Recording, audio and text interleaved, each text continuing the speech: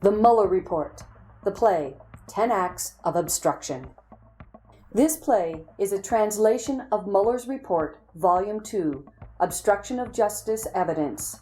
Mueller's evidence is based on sworn testimonies, documents, recordings, and other objective evidence. The play directly translates the evidence descriptions into active dialogue. One can almost follow the Mueller Report paragraph by paragraph throughout the play. Act 4. Obstruction E and Mueller Report, Volume 2, page 77. Trump's efforts to remove the special counsel. Evidence number 1. The appointment of the special counsel and Trump's reaction. Acting Attorney General Rosenstein appointed Robert S. Mueller III as special counsel and authorized him to conduct the Russian investigation and matters that arose from the investigation. Trump, Hunt, McGahn, and Sessions are conducting interviews for a new FBI director in the Oval Office. Rosenstein and Sessions step out of the meeting to talk. I have appointed Robert S. Mueller as special counsel and authorized him to conduct the Russia investigation and matters that arose from the investigation. Okay. Then back in the meeting. Rosenstein has appointed Robert S. Mueller as special counsel and authorized him to conduct the Russia investigation and matters that arose from the investigation. Oh my God, this is terrible. This is the end of my presidency. I am f***ed. How could you let this happen, Jeff? The position of Attorney General is my most important appointment, and you have let me down. This is not how Eric Holder and Robert Kennedy behaved. You were supposed to protect me. Everyone tells me if you get one of these independent counsels, it ruins your presidency. It takes years and years, and I won't be able to do anything. This is the worst thing that has ever happened to me. You should resign as Attorney General. I agree to submit my resignation. Sessions leaves the meeting. Shortly after the meeting, Hicks sees Trump. Trump is extremely upset by the special counsel's appointment. I have only seen Trump like this one other time, when the Access Hollywood tape came out during the campaign. FBI agents deliver a notice to McGahn. Here is a preservation notice that identifies an investigation related to Comey's termination and directs the White House to preserve all relevant documents. McGahn issues a document hold to all White House staff. Here's a document hold notice. Do not send out any burn bags over the weekend while I sort things out. Also on May 18, Sessions, accompanied by Hunt, goes to the White House to resign. Here is my resignation letter that states, pursuant to our conversation of yesterday, and at your request, I hereby offer my resignation. Trump puts the resignation letter in his pocket and asks Sessions several times. Do you want to continue serving as Attorney General? I do want to stay, but it is up to you. I want you to stay. Trump shakes Sessions' hand, but does not return the resignation letter. Later, Priebus and Bannon met. Trump is holding on to Sessions' resignation letter. This is a concern because it could be used to influence the Department of Justice. And later, Priebus and Bannon talk to Sessions. It is not good for Trump to have the letter because it will function as a kind of shock collar that Trump can use at any time he wants. Trump has the DOJ by the throat. We will attempt to get the letter back from Trump with a notation that he is not accepting your resignation. On flight from Saudi Arabia to Tel Aviv, Trump takes the resignation letter from his pocket and asks his senior advisors. Here is Sessions' resignation letter. What should I do about it? Later on the trip, Priebus asks Trump, Can I have the resignation letter so I can return it to Sessions? No, I don't have it. It's back at the White House somewhere in the residence. 3 days after return from trip, Trump returns the letter to Sessions with a notation saying not accepted. Evidence number 2. Trump asserts that the special counsel has conflicts of interest. In the days following the special counsel's appointment, Trump repeatedly confronts his advisors, including Priebus, Bannon, and McGahn. Special Counsel Mueller has conflicts of interest. Mueller had interviewed for the FBI director position shortly before being appointed as special counsel. He had worked for a law firm that had represented people affiliated with me, and he had disputed certain fees relating to his membership in a Trump golf course in Northern Virginia. Those do not count as true conflicts. The purported conflicts you state are ridiculous, and none of them are real or can come close to justify precluding Mueller from serving as special counsel. As for Mueller's interview for FBI director, the White House had invited Mueller to speak to Trump to offer a perspective on the institution of the FBI. Although the White House thought about beseeching Mueller to become director again, Mueller did not come in looking for the job. Also, the law firm position did not amount to a conflict in the legal community, and the golf course dispute does not rise to the level of a conflict, and claiming one is ridiculous and petty. The press reports. The Department of Justice announced that ethics officials have determined that the special counsel's prior law firm position does not bar his service. Mueller had been cleared to serve. Trump calls McGahn. This call is about knocking out Mueller. I strongly believe that there are conflicts. Reach out to Rosenstein about the issue. I cannot make such a call, and you should not as well. You should instead consult your personal lawyer, because this is not a White House issue. You can discuss the issue with your personal attorney, but it would look like you're still trying to meddle in the investigation.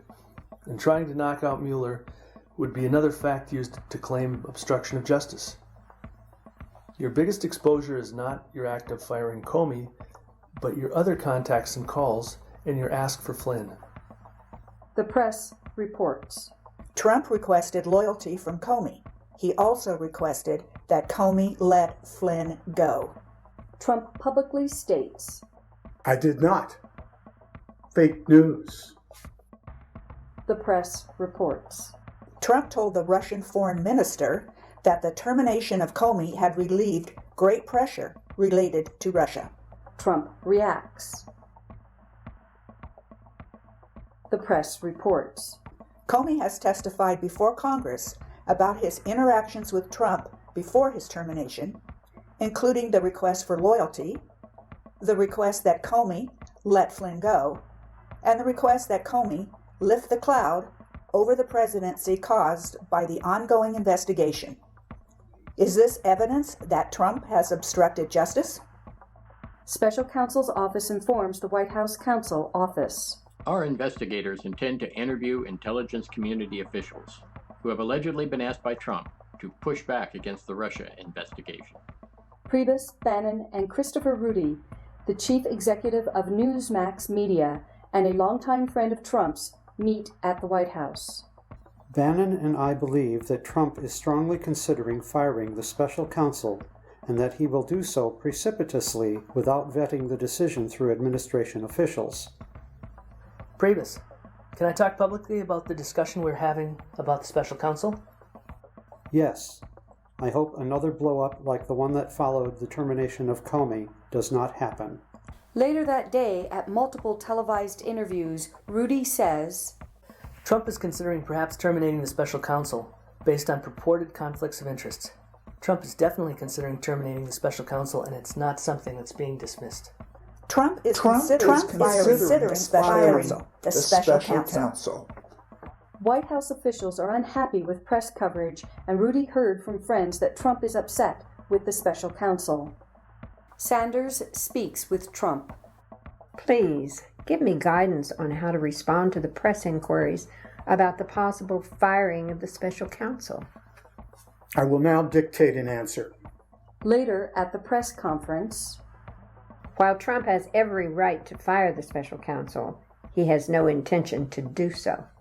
Trump's personal attorney contacts the special counsel's office. We have concerns about possible conflicts, such as Mueller's previous partnership in his law firm, his interview for the FBI director position, and an asserted personal relationship he had with Comey.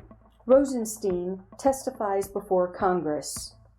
I see no evidence of good cause to terminate the special counsel, including for conflicts of interest. Special counsel's office informs the acting attorney general's office. These are the areas of concern raised by Trump's personal attorney. Then the special counsel's office confirmed with Trump's personal attorney. Your concerns have been communicated to Rosenstein so that the Department of Justice can take any appropriate action. Evidence number 3.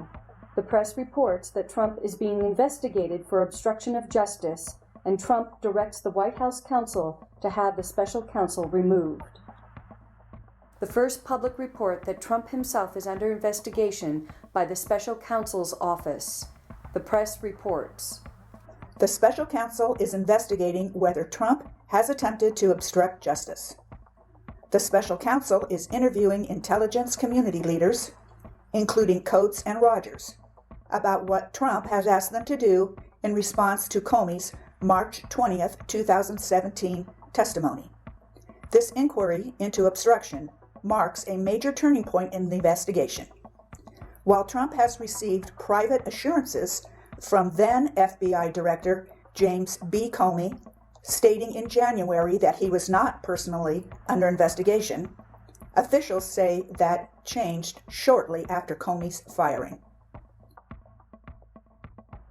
The Washington Post is reporting that special counsel is investigating whether Trump has attempted to obstruct justice.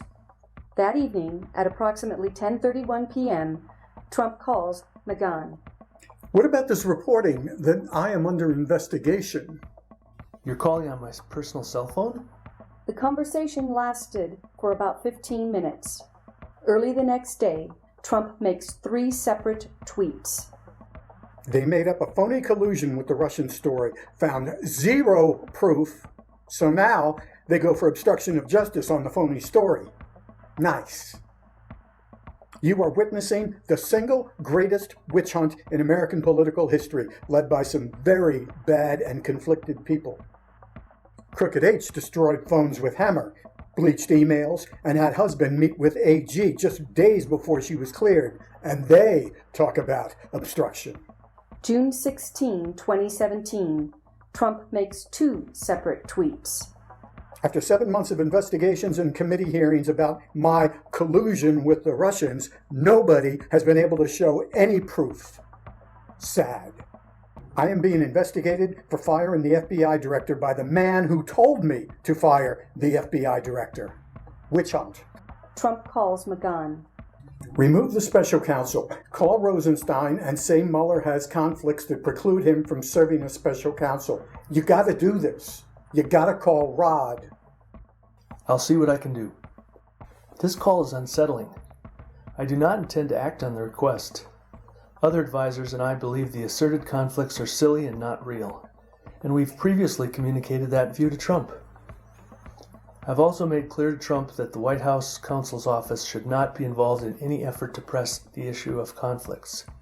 I'm concerned about having any role in asking the acting attorney general to fire the special counsel, because coming from the Reagan era, I want to be more like Judge Robert Bork and not Saturday Night Massacre Bork. I believe that Trump's request is an inflection point, and I want to hit the brakes. Trump calls McGahn again. I mean it. Remove the special counsel. Call Rod. Tell Rod that Mueller has conflicts and can't be the special counsel. I understand, okay? I just wanted to get off the phone. I'm worn down. He has the impression that I'm going to do it. I feel trapped.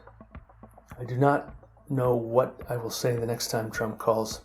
I must resign. McGahn calls his personal attorney. I'm resigning. Then he calls his chief of staff, Annie Donaldson. I'm resigning. McGahn then drove to his office to pack his belongings and submit his resignation letter. Here he talks to Annie Donaldson, his chief of staff. Trump has called and demands that I contact the Department of Justice. Trump wants me to do something that I do not want to do. Trump has called at least twice more, and in one of the calls has asked, "Have you done it?" I don't want to tell Donaldson the specifics of Trump's request, because I'm consciously trying not to involve her in the investigation. Trump's directive must be related to the Russian investigation. I will prepare to resign along with McGahn. That evening, McGahn calls Priebus and Bannon separately. I intend to resign. Trump has asked me to do crazy shit. No, please don't quit. I'm not going to share the details of Trump's request with other White House staff. McGahn does not tell me the specifics of Trump's request because McGahn is trying to protect me from what I do not need to know. I intend to resign. Trump has asked me to do crazy shit. No, please don't quit. McGahn ultimately returned to work that Monday and remained in his position. He had not told Trump directly that he planned to resign, and when they next saw each other, Trump did not ask McGahn whether he had followed through with calling Rosenstein. Around the same time, Trump calls Chris Christie. What do you think about my firing the special counsel? Don't do it. There is no substantive basis for you to fire the special counsel. Also, you would lose support from Republicans in Congress if you do so. Pages 87 to 90 of Volume 2 of the Mueller report outlines the relevance of evidence presented in Act 4 to the elements of the case for obstruction of justice. The analysis includes the principles of an obstructive act, nexus to a proceeding, and intent. The audience is encouraged to review that analysis.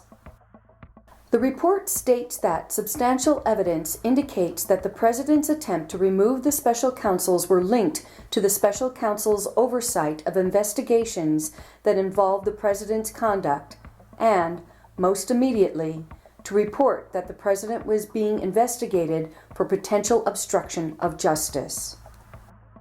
Before the President terminated Comey, the President considered it critically important that he was not under investigation and that the public not erroneously think he was being investigated. As described in Volume 2, Section 2D Supra, advisors perceived the President, while he was drafting the Comey termination letter, to be concerned more than anything else about getting out that he was not personally under investigation. When the President learned of the appointment of the special counsel on May 17, 2017, he expressed further concern about the investigation, saying, "This is the end of my presidency." The President also faulted Sessions for recusing, saying, "You were supposed to protect me." On June 14, 2017, when the Washington Post reported that the special counsel was investigating the President for obstruction of justice, the President was facing what he had wanted to avoid, a criminal investigation into his own conduct that was the subject of widespread media attention. The evidence indicates that the news of the obstruction investigation prompted the President to call McGahn and seek to have special counsel removed. By mid-June, the Department of Justice had already cleared the special counsel's service, and the President's advisors had told him that the claimed conflicts of interest were silly and did not provide a base to remove the special counsel. On June 13, 2017, the acting Attorney General testified before Congress that no good cause for removing the special counsel existed, and the President dictated a press statement to Sanders saying that he had no intention of firing the special counsel.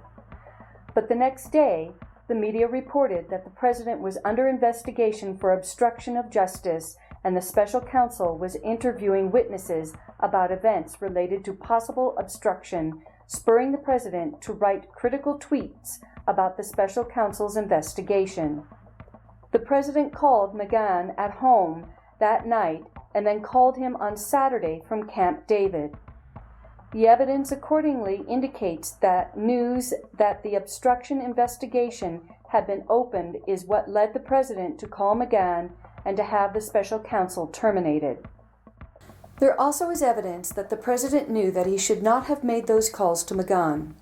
The President made the calls to McGahn after McGahn had specifically told the President that the White House counsel's office and McGahn himself could not be involved in pressing conflict claims, that the President should consult with his personal counsel if he wished to raise conflicts. Instead of relying on his personal counsel to submit the conflicts claims, the President sought to use his official powers to remove the special counsel. After the media reported on the president's actions, he denied that he ever ordered McGahn to have the special counsel terminated and made repeated efforts to have McGahn deny the story as discussed in Volume 2, Section 2I, Infra. Those denials are contrary to the evidence and suggest the president's awareness that the direction to McGahn could be seen as improper. End of Act 4.